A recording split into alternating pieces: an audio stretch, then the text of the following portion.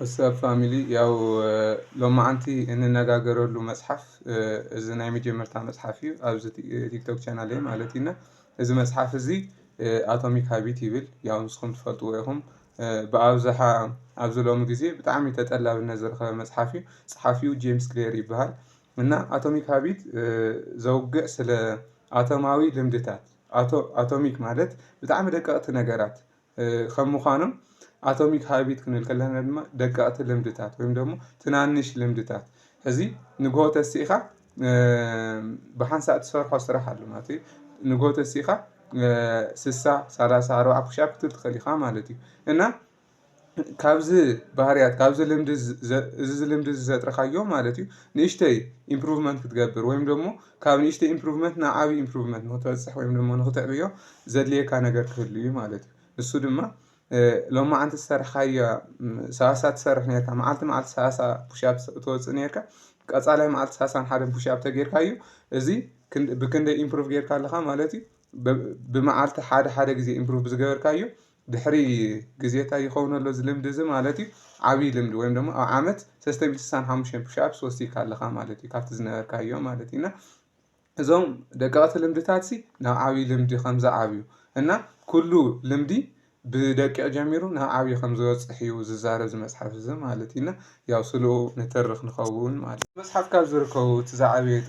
ዝዓበዩ ጥቕስታት ማለት እዩ እቲ ዝዓበየ ጥቕሲ እንታይ ይብል ቢግ ቼንጅስ ዶንት ካም ፍሮም ሞቲቬሽን ዴይ ካም ፍሮም ስሞል ሃቢትስ ዳን ኤቭሪ ዴይ ይብል ማለት እዩ ዓበይቲ ለውጥታት ካብ ብሓንሳእ ተላዒልካ እትገብሮ ዓብይ ነገር ዘይኮኑ ዝመፁ ዕለት ዕለት ካብ እትገብሮ 1% ናይ ለውጢ እዮም ዝጅምሩ ወይም ደግሞ ደቀቕቲ ለውጥታት ኣብ ልምድታትና ክኸውን ይኽእል እዩ ኣብ ባህርያትና ክኸውን ይኽእል እዩ እንገብሮም ለውጥታት እዮም ዝለዓሉ ይብል ማለት እዩ ሶ እዚ ኣቶሚክ ሃቢት መፅሓፍ ኣብ 4 ፓርትታት ንኸፍሎ እዚኦም 4 ፓርትታት ድማኒ ሓደ ሰብ ባህርያቱ ወይም ደግሞ እቲ ዝነበሮ ባህርያት ቀይሩ ድሕሪ ምቕያሩ ድማ እቲ ሓድሽ ባህርያቱ እቲ ሓድሽ መንነቱ እቲ ክኾኖ ዝደሊ እቲ ክዕወቶ ዝደሊ ባህርያት ከምፀሉ ዝኽእል መንገድታት ተፃሒፎም ይርከቡ ማለት እዩ ኣብ 4 ከፊልዎም ይርከብ እዚ መፅሓፍ ማለት እዩ እቲ ናይ መጀመርታ the 1% rule ይብል ማለት እዩ the 1% rule ማለት if you improve just 1% every day you become 37x better in 1 year ማለት እዩ ኣብ መዓልቲ 1% ለውጢ እንተሪኢኻ ወይም ደግሞ ካብቲ ዝነበረካ ፀባይ ባህርያት ወይም ደግሞ ዝኾነ ልምዲ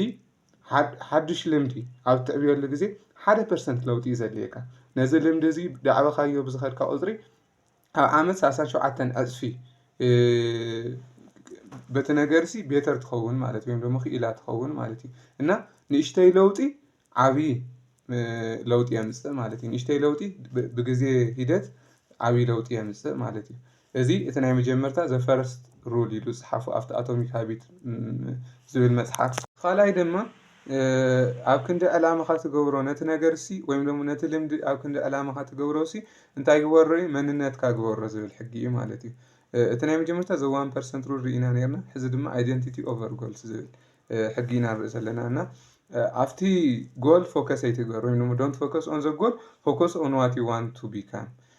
ኣብቲ ጎል ወይም ደግሞ ኣብቲ ዕላማኻ ሕዚ ዝኾነ መፅሓፍ መንበባይ መፅሓፍ ክኸውን እዩ ክትብል ትኽእል ማለት እዩ እና ኣብቲ መንበባይ ናይ ምዃን ዓላማ ዘይኮንካ ክተድርኽ ዘለካ ንስኻ መንበባይነት መንነትካ ክትገብሮ ኢኻ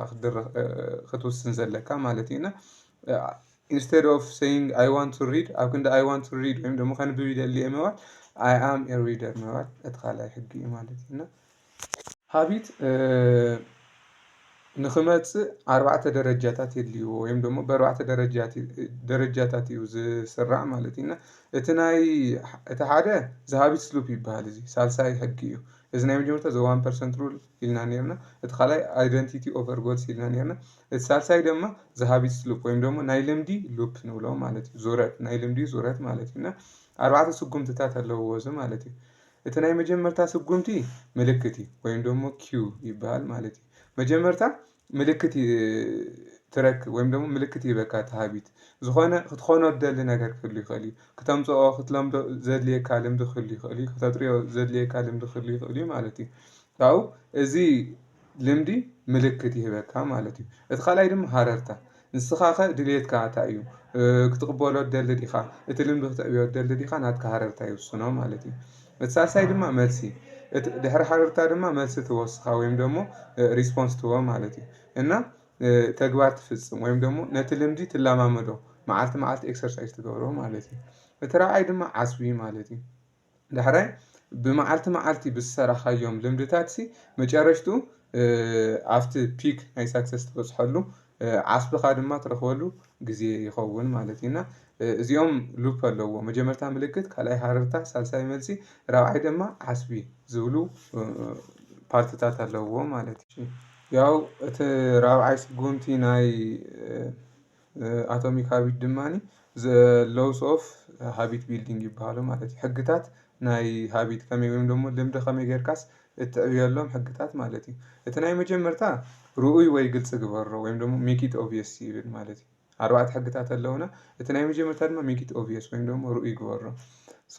ኣብዚ ሕጊ እዚ ግልፂ ክንገብሮ ዘለና ነገራት ኣለዉ ማለት እቲ ሃቢት ዝኾነ ክነዕብዮ ዝደለና ልምዲ ኣሎ ነዚ ልምዲ ክንዕብይ ኣብ እንደለናሉ ግዜ ድማኒ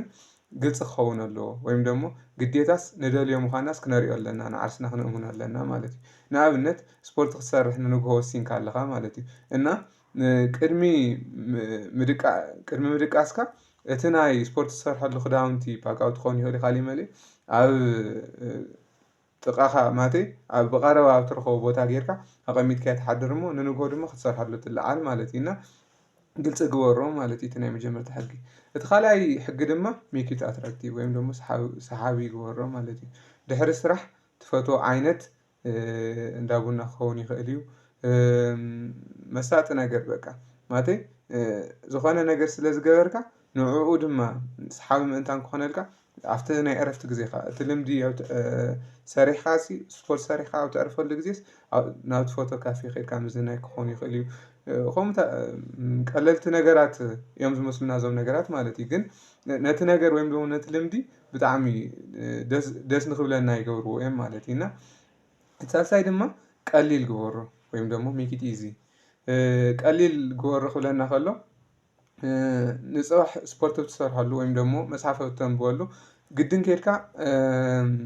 20 ወይ 10 ፔጅ ገንፅል ኣይኮነን ወይም ደግሞ ብሓንሳእ 50 60 ፑሽኣፕ በል ኣይኮነን ግን ድማኒ ኣብ መዓልቲ ድሕሪ ኣብ መዓልቲ ሓንቲ ፑሽኣፕ ክውስኽ ኢልካ ምውሳን ወይም ደግሞ ኣብ መዓልቲ ሓንቲ ገፅ ከንብብ ኢልካ ተወሲንካ እዞም ሃቢታት እዚኣቶም ክትገድፎም እውን ኣይትኽእልን ወይም ደግሞ ኣይሰርሖምን ክትብል ኣይትኽእልን ንምንታይ ቀለልቲ መሲሎም ስለ ዝረኣዩኻ ለዚኦም ክትገብሮም እዩ ንክትብህግ ይገብረካ ማለት እዩ እና ያው ብጣዕሚ ንክትገድፎም ኣብ ዘይትኽእለሉ ደረጃ ኣብፂሕካ ቀለልቲ ግበሮም ማለት እዩ። ኣብዚ መጀመርታ መዓልትኻስ ልዕሊ መጠን ስራሕ ክትሰርሕ የብልካን ማለት እዩ እና እቲ ራብዓይ ድማ ሜክ ኢት ሳቲስፋይንግ ወይም ደግሞ ዘዕግብ ግበሮ ማለት እዩ እና እዚ ማለት ሪዋርድ ሃቦ ንዓርስኻ ወይም ደግሞ ብዝሰራሕካ ቁፅሪ ንዓኻ ዝሕጉሱ ነገራት ግበር ማለት እዩ። ንኣብነት መፅሓፍ ሓደ ፔጅ ናይ መፅሓፍ ብምንባብካ እቲ ትፈትዎ ሕዚ ቲክቶክ ብጣዕሚ ትምሰጥሉ ትኾንኩም ወይም ደግሞ ብጣዕሚ ዝስሕበካ ነገራት ኣሎ ንዓኻ ማለት እዩ ንዓኻ ዝምችየካ ነገራት ሓደ ፔጅ መፅሓፍ ምስ ኣንበብኩ እዚ ክገብር ኢልካ መጀመርታ ቀዲምካ ትውስን ማለት እዩ።